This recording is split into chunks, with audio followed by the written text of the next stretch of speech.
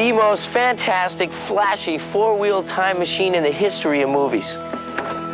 Então quer dizer que o DeLorean, que é um carro que é uma máquina do tempo e de volta pro futuro, ia ser uma geladeira? E o Michael J. Fox nem ia interpretar o Marty McFly. E também não era pra ter raio da torre coisa nenhuma, a gente ia ter uma explosão nuclear pra fazer o Marty voltar no tempo. Não, calma aí, volta tudo.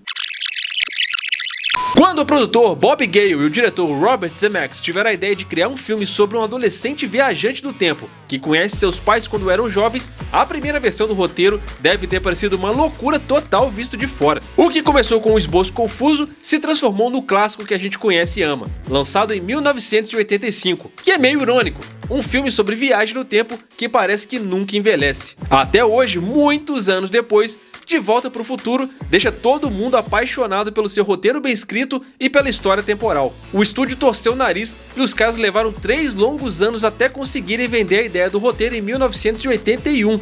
A jornada deles no passado foi quase tão maluca quanto a viagem no tempo que eles fizeram no filme. Cara, pensa numa trilogia perfeitinha. Uma trilogia que tem assim tudo amarradinho. De Volta para o Futuro é simplesmente uma obra de arte. A história é muito bem escrita, é totalmente atemporal, você pode assistir agora que você vai achar a história incrível do mesmo jeito. As coisas foram colocadas de um jeito que o tempo passa e nada acontece, porque nada que acontecia em Hill Valley de fato é afetado pela história à sua volta. Então, vão se passar 50, 60, 70 anos, esse filme ainda vai te surpreender. Por isso, vamos fazer uma viagem no tempo nesse vídeo aqui e lembrar de algumas curiosidades desse filme fantástico que é De Volta para o Futuro.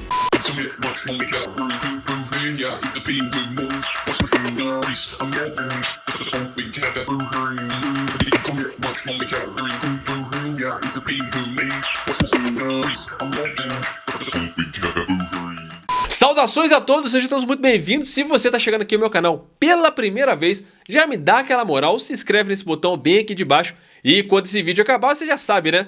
Deixa um comentário aí sobre o que você achou desse vídeo. Bom, que De Volta para o Futuro é um filme atemporal, isso a gente já sabe. E essa com certeza é a desculpa perfeita pra gente falar sobre esse filme. E pra falar também de possibilidades. Imagine você que você vai assistir agora o De Volta para o Futuro, um filme que você adora, e quando você coloca o filme pra assistir, você não está vendo o Michael J. Fox interpretando Marty McFly. Parece uma parada muito absurda porque a gente simplesmente se acostumou a ter esse cara nos nossos corações como Marty. Mas a verdade é que ele não foi a primeira opção dos caras. O cara que inicialmente pegou o papel foi o Eric Stoltz, aquele mesmo de Pulp Fiction. Eles até gravaram umas 5 semanas de filme com ele, mas aí o diretor Robert Zemeckis e a produção do filme acharam que ele não estava se saindo muito bem no papel. E então os caras fizeram o impossível, pediram para a Universal chutar o Stoltz para fora e regravar todas aquelas cenas com Michael J. Fox. E adivinha só, eles conseguiram, mas deu muito trabalho. Depois que o Michael J. Fox entrou pro time, a história ficou ainda mais louca. O cara tava fazendo muito sucesso na série Family Ties, e a produção só topou deixar ele fazer De Volta pro Futuro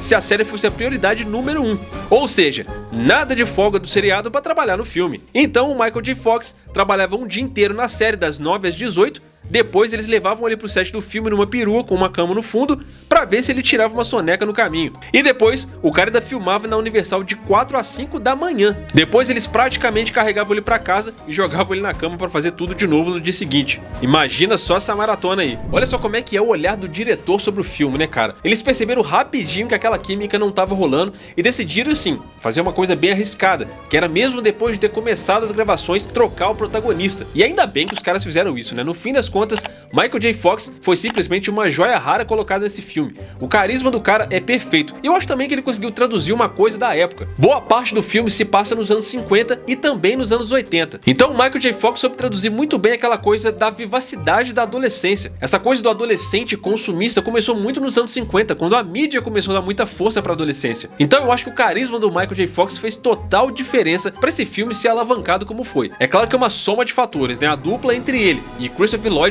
simplesmente arrasaram no filme. Mas com certeza o carisma do cara carrega muita coisa nas costas desse filme aí. Baita acerto do Zemeckis, hein?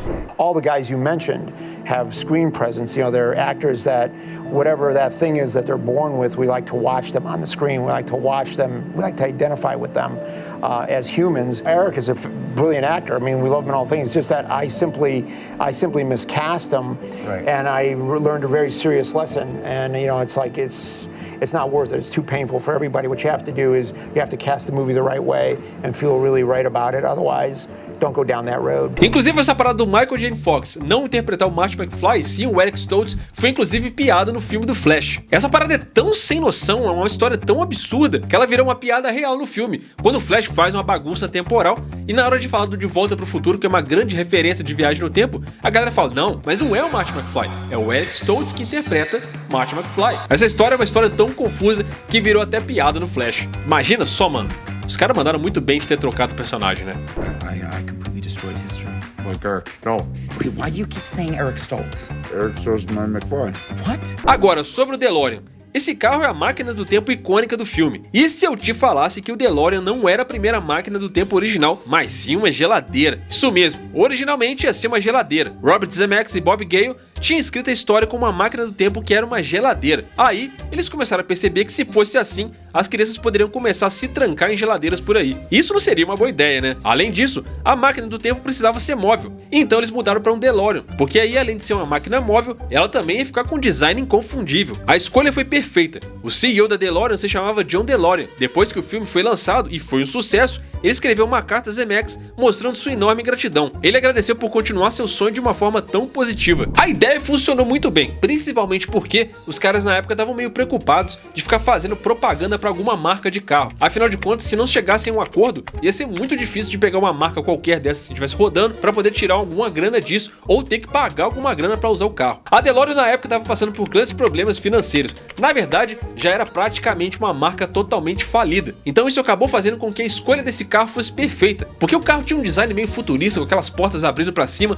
e no filme colocaram mais um monte de apetrechos no carro que fizeram ele ficar muito característico. E isso acabou fazendo com que o DeLorean fosse imortalizado. Cara, quem não queria ter um DeLorean dentro da garagem de casa, né, mano? Ô carro maneiro, velho. É claro que é só por causa do filme, né? Se não fosse o filme, talvez a gente nem achasse esse carro tão legal assim. Isso sem contar que realmente precisava ser alguma coisa bem diferente do que uma geladeira, né, mano? Vocês se lembram que antigamente a galera tinha aquelas geladeiras que eram uns verdadeiros trambolhos super pesados e a porta da geladeira tinha tranca. Imagina a criança em casa vendo De Volta pro Futuro e ficando totalmente inspirada com uma máquina do tempo que é uma geladeira, e aí ela olha pra cozinha e percebe que ela tem uma máquina do tempo em casa também. Era um prato cheio pra uma armadilha dentro de casa, né? A criança ia entrar na geladeira e ia se trancar lá dentro e sabe-se lá Deus o que ia acontecer, né? Graças a Deus os caras mudaram de ideia. Falando em DeLorean, vocês sabiam que aquela cena onde Doc Brown coloca o DeLorean pra voltar no tempo pela primeira vez pra fazer o teste, o Einstein, que é o cachorro que tá lá dentro, em algumas cenas é uma pessoa vestida de cachorro, mano. Bom, na verdade era muito mais fácil colocar um cara vestido de cachorro lá dentro do que colocar um cachorro dentro do carro e controlar ele com uma espécie de controle remoto ou ensinar um cachorro a dirigir.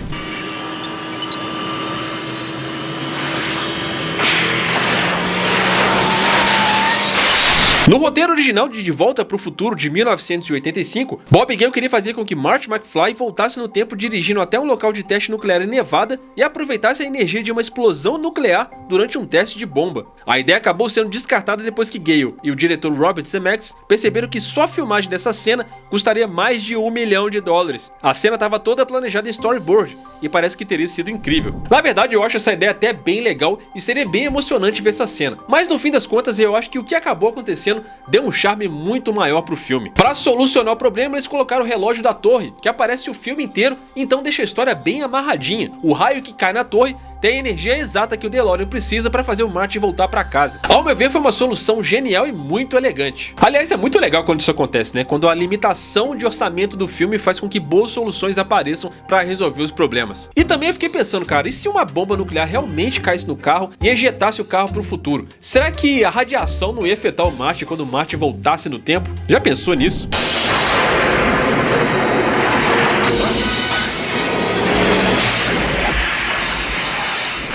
A ideia era que o DeLorean era alimentado por energia nuclear, o que de fato temos no filme. Ou seja, eles precisavam aproveitar a energia nuclear para enviar a máquina do tempo de volta para o futuro. Era uma ideia que Bob e ele tinham visto no documentário The Atomic Café, em um filme chamado The Atomic Kid, onde eles prestaram homenagem no letreiro do cinema da cidade em 1985. Os caras estavam obcecados com a ideia de conseguir recriar uma cidade e explodir ela. Como roteirista, você pode escrever qualquer coisa no roteiro que ele aceita. Então, eles escreveram essa sequência elaborada e na versão original, a máquina do tempo estava toda embutida em uma geladeira, que era a máquina do tempo. E era aí que o Marty estaria quando a explosão nuclear acontecesse. E o Doc Brown, que ao invés de ter o Einstein, que é seu fiel amigo ali, um cachorro, ia ter na verdade um chimpanzé. O chimpanzé ia se chamar Champ e foi planejado originalmente para aparecer no filme. Mas aí veio o encarregado de cuidar do filme De Volta para o Futuro e ele simplesmente não curtiu a ideia de um macaco na tela. O argumento dele era que filmes com macacos não rendiam grana. O Bob Gale tentou até argumentar falando do Clint Eastwood, que tem um filme onde ele tem um macaco chamado Clyde, mas não colou. E aí o Gale e o Bob Zemeckis toparam numa boa, até porque esse bichinho aí não ia ter uma participação muito significativa no roteiro, então não custava nada arrancar isso da história. A Columbia Pictures chamou os Zemeckis e Gale para escrever um roteiro, e eles fizeram isso, mas a Columbia deu um belo de um não. E aí eles pensaram, vamos mostrar isso pro Steven Spielberg. E o Spielberg, depois de dar uma olhada, ficou maravilhado e disse que era uma história bem maluca, mas que tinha lá seus valores clássicos, como família, amadurecimento, sonhos, desejos e conflitos de geração. O Spielberg sugeriu então que a produtora dele fizesse o filme, mas os Zemeckis e o Gale não queriam ficar conhecidos como os caras que só conseguiram o trampo porque eram amigos de Spielberg. Então eles pegaram seu roteiro e foram para os estúdios de Hollywood. E a Columbia disse que o filme era muito meloso. E com isso os caras foram de porta em porta tentando oferecer esse roteiro. A Universal na época disse que filmes de viagem no tempo não davam grana. Já a Disney, quando recebeu o roteiro, ficou bem incomodado. Afinal de contas, um garoto viaja no tempo, conhece a própria mãe que se apaixona por ele. A Disney falou, meu irmão, eu não vou tocar nesse negócio não, que isso aí é uma bomba, nem de jeito nenhum. Sai daqui com isso daqui que pra Disney não. Os caras receberam mais de 40 rejeições num período de 3 anos. Mas aí no fim a Universal acabou aceitando, colocando algumas condições. A primeira que eles colocaram é que teriam que mudar o nome da mãe do Martin. Ao invés de se chamar Meg, ela se chamaria Lorraine, que era o nome de uma das esposas de um cara que trabalhava na Universal. E a segunda sugestão era de que eles mudassem o nome do filme. Segundo os caras, nenhum filme que tem futuro no nome tem de fato futuro. Então eles sugeriram que o filme se chamasse Spaceman from Pluto, que numa tradução literal seria uma espécie de O Homem do Espaço que veio de Plutão. Mas aí a sorte é que o Spielberg entrou na jogada e conseguiu convencer os caras a deixar lá o De Volta pro Futuro, graças a Deus, né? Call me Marty. Pleased to meet you, Calvin.